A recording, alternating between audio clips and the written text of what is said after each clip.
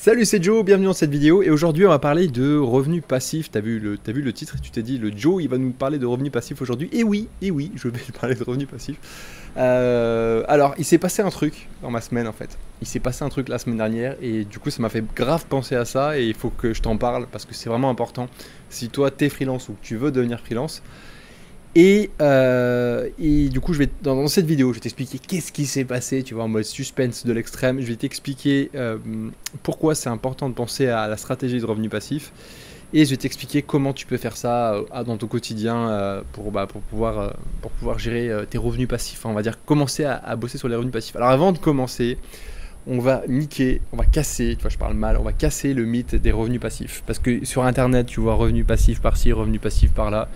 Il n'y a pas de revenus passifs déjà, pour moi il n'y a pas de revenus passifs, ça n'existe pas, ou alors tu as de la chance quoi, tu vois, mais les revenus passifs c'est des revenus qui sont issus de revenus actifs à un moment donné ou à un autre. C'est-à-dire que le plus passif que tu peux avoir pour moi aujourd'hui c'est d'avoir de l'argent qui est bien, très bien placé et qui te rapporte de l'argent, ou alors de l'immobilier où tu n'as absolument rien à faire et qui te rapporte bien de l'argent.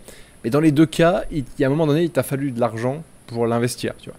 Aujourd'hui, on va pas parler de ça parce que je pense pas que tu en sois là et moi non plus. Et voilà, bref, on va pas mettre la charrue avant les bœufs. Tu vois, peut-être qu'un jour j'aurai la joie. Enfin, je sais pas si c'est une joie, mais je pourrais t'en parler. Aujourd'hui, non. Aujourd'hui, on va parler de revenus semi-passifs, des trucs qui vont permettre de t'aider. Et pourquoi je te parle de ça avant tout? Pourquoi je te parle de ça? Parce que tu l'as peut-être vu, il y a 15 jours de ça, on a fait la semaine dans la peau d'un freelance. Tu as vu certainement cette semaine de vidéo, c'était top et j'espère que tu as aimé. Enfin, j'ai eu des bons retours donc je pense que tu as aimé. Et la semaine d'après, si tu écoutes le podcast, tu dois avoir un peu les backstage. Tu vois, c'est marrant parce qu'on fait le podcast avec Egon, du coup, tu as un peu le backstage de ce qui se passe sur ma chaîne YouTube, c'est drôle. Oui, ça me fait marrer, moi, tu vois, c'est comme ça, c'est gratuit, on se marre, tu vois, c'est bien de se faire plaisir. Bref, et du coup, je m'étais fait une semaine où je faisais pas de vidéo, ça fait du bien de temps en temps. Tu sais, quand tu publies beaucoup de contenu sur les réseaux sociaux comme ça, t'es susceptible à ce qu'on appelle la chiasse mentale. La chiasse mentale, c'est un truc qui te bloque et tu commences à pas être bien droit dans ton cerveau, tu vois, par rapport aux réseaux sociaux. Donc c'est bien de s'arrêter de temps en temps, faire un petit break, voir si t'es toujours bien aligné avec ce que tu veux faire. Je te recommande si toi tu fais du contenu récurrent sur les réseaux sociaux. Et puis la deuxième semaine, je devais reprendre. Et là, il y a eu un problème. Tu l'as vu cette semaine, enfin la semaine dernière, tu as dû voir qu'une seule vidéo. Et encore, c'est une vidéo qui datait de il y a quelques semaines. J'ai pas pu en fait. Je suis tombé malade. C'est con, hein, je suis tombé malade. Et c'est pas arrivé que je tombe malade depuis je sais plus quand, tu vois, je m'en souviens même plus. C'était vraiment malade comme ça, tu vois, depuis plus de 5 ans, je pense. Et ça m'est tombé dessus, voilà. Bref, qu'est-ce qui m'est arrivé? Truc tout bête, je me suis réveillé en plein milieu de la nuit, gelé de froid, tu vois, alors qu'il fait 30 degrés dans la chambre. Donc c'est pas un truc qui arrive en général. Il y avait la climatisation, mais c'était vraiment plus que ça, quoi. Tu vois, c'était vraiment gelé. Ensuite, je me suis mis à transpirer, donc je me suis dit, voilà, ça y est, j'ai de la fièvre, quoi. Déjà en allant me coucher, j'étais pas très bien, tu vois. Et puis une douleur dans la tête, derrière les yeux, tout courbaturé et tout. Ça sentait les symptômes de la dengue. Je sais pas comment on dit, la dengue, tu vois, ce truc à la con que tu chopes avec les moustiques. Sachant que je vis au Brésil, que c'est la saison des pluies, qu'il y a beaucoup de moustiques, tu vois. J'ai fait le rapprochement, tu vois. Tu sais, on est un peu en mode psychopathe. Tu sais, quand t'es malade, tu vas sur Doctissimo et t'as l'impression que tu vas mourir demain, tu vois. C'est un peu ça. Bref, voilà. Du coup, je vais au poste de secours pour quand même voir. Le poste de secours me fait des tests et me dit que finalement c'est peut-être pas la dingue et que c'est juste peut-être une gastro, tu vois. Du coup là je dis ouf, c'est cool, mais j'étais vraiment quand même pas bien. Donc il me file une perfusion pour me filer un produit, je sais pas trop quoi, enfin bref, je sais pas dans les détails. Et pendant 2 jours et demi, HS le gars, il y a plus personne, tu vois, il y a plus personne, le corps voulait plus rien dire. C'était lit, toilette et impossible de manger. Donc pas d'énergie forcément quand tu manges pas, la tête qui tourne dès que tu te lèves, tout blanc, pas bien, bref, c'était vraiment pas la joie. Et là, je voyais que j'avais du boulot à faire et je pouvais vraiment pas le faire, quoi. Tu vois, c'était vraiment pas d'énergie, quoi, pas d'énergie. Et je me suis dit, waouh, il faut vraiment. Enfin, je suis content d'avoir déjà un système de revenus passifs, mais il faut vraiment que je l'améliore. Tu vois, faut vraiment que je l'améliore parce qu'aujourd'hui, bon voilà, j'ai un peu de revenus semi-passifs, c'est pas passif. Mais il faut vraiment que j'améliore ça parce que le jour où. Enfin, je vieillis, quoi, tu vois. Tu vieillis. Alors peut-être que t'es comme moi, t'es dans la trentaine, peut-être que tu viens te lancer en tant que freelance et que t'as 20 ans. T'es dans la vingtaine, tu vois. Et je sais, ça paraît un peu con de dire ça, mais on vieillit et du coup, il faut quand même qu'on pense au futur, tu vois. C'est un truc auquel on doit penser, assurer nos arrières quand on va vieillir, peut-être si on va avoir une famille, tu vois, et tout ça, tout ça. Bref, du coup, j'ai commencé à penser tout ça et je me suis dit que ça ferait un bon sujet de vidéo. Voilà pourquoi aujourd'hui on parle de ça. Et ça fait 5 minutes que je parle de ça pour te dire ça, quand même. Bravo à toi si t'es encore là. Et du coup, on va en venir sur les faits, on va en venir sur deux trois idées de revenus semi-passifs que tu pourrais mettre en place. Alors, comme je te l'ai expliqué, je ne vais pas te parler de revenus passifs parce que revenu passif dit qu'il faut avoir un tas de revenus actifs avant, il faut avoir du cash. Mais des revenus semi-passifs, tu peux les mettre en place. Le premier revenu semi-passif que tu peux mettre en place, pour moi, quand tu es freelance, c'est un abonnement, un truc mensuel avec tes clients. C'est-à-dire que chaque mois, tes clients te payent pour quelque chose. Alors, ça a un avantage et des inconvénients, c'est que c'est toujours lié plus ou moins à ton temps peut-être, c'est-à-dire que tu vas devoir faire une prestation, tu vois. Mais au moins, tu sais que par exemple, si tu es malade la première semaine de janvier, je sais pas, peut-être que tu as fait trop d'excès pendant Noël, et ben tu sais que bah, ton client il te paye de tous les cas au mois de janvier. Et toi, derrière, en plus de ça, eh bien, tu peux quand même faire le boulot la dernière semaine de janvier. Tu vois, tu l'auras fait au mois de janvier, donc il n'y a pas de souci. Donc, tu vois, un truc fixe tous les mois, c'est intéressant, je pense, notamment si tu fais des sites web, ça peut être de la maintenance. Si tu fais du webmastering, ça peut être tout ce qui est gestion du site. Peut-être que ton client t'envoie régulièrement du contenu que tu dois mettre sur le site internet. Donc, bah, voilà, ça c'est génial parce que tu peux faire ça sous un format de forfait. Ce qui fait que bah, chaque mois, ça te garantit un certain nombre de revenus. Puis quand tu commences à avoir plusieurs clients, bah, tu as un genre de revenu semi-passif, tu vois. Ça, c'est intéressant. Maintenant, en revenu semi-passif, ce qui peut être intéressant, c'est de productiser tes services. Alors, qu'est-ce que c'est que ça? Qu'est-ce que c'est que ce mot productiser tes services? Tu verras, je vais faire une interview. Je ne sais pas encore quand je vais la sortir. Elle est déjà faite, mais il faudra que je te la sorte avec d'une amie qui justement, on parle. Alors, c'est en anglais, ça sera en anglais. On parle de productiser les services. Mais en gros, c'est bah, tu prends un de tes services. Ça peut être par exemple, que je sais pas, tu t'occupes des réseaux sociaux d'une personne, tu t'occupes des réseaux Instagram d'une personne. Je m'excuse, il y a un bruit qui vient de passer.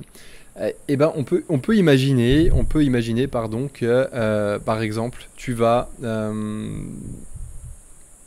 créer un service qui va automatiser les posts sur Instagram. Par exemple, si tu es développeur, tu le sais, ou tu sais peut-être pas, je vais te le dire, si tu es en train de devenir développeur, tu peux très bien imaginer, tu sais, en développement, on peut créer des images à la volée avec des librairies. Moi, je connais bien PHP, tu as GD, tu as Image Magique. Tu peux très bien créer des images à la volée. Donc imagine par exemple tu vas chercher avec une API une image d'un truc style sur Canva ou sur je sais pas trop quelle librairie, tu vois un truc qui te récupère une image sympa. Tu rajoutes par-dessus avec Image Magique un petit flou sympa, un petit texte, une petite citation que tu peux aller choper avec une autre API, je sais pas où aussi. Et bing, avec l'API d'Instagram, tu publies un post. Et tu vois, tu peux automatiser du coup directement en fait et ben la publication de tes posts. Il existe des applications qui font ça aussi. Il y a notamment Alfred, je sais pas si tu connais. Il y en a plein d'autres qui permettent d'automatiser tes posts sur Instagram, enfin qui permettent de planifier tes posts. Mais tu peux très bien te servir de ça. Et du coup, faire un service productisé. C'est-à-dire qu'en gros, ton service, c'est un produit que les gens achètent. Et en fait, ils achètent un service, mais il ressemble à un produit.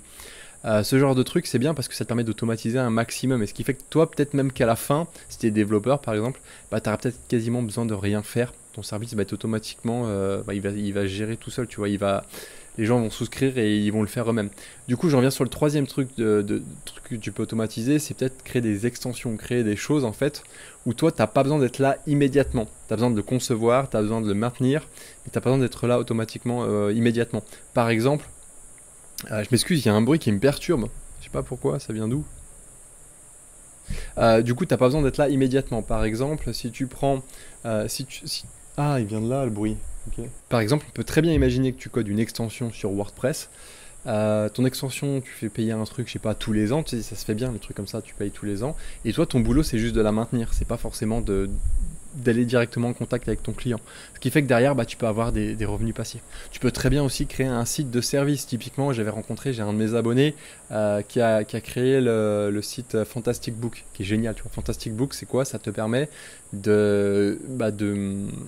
t'as un livre que tu veux imprimer, tu l'envoies chez lui, lui il s'occupe de tout et il te l'imprime et il te l'envoie directement chez les clients. C'est-à-dire que toi, tu n'as même plus besoin de rien faire, tu crées la commande, tu l'envoies chez lui, lui il s'occupe de tout.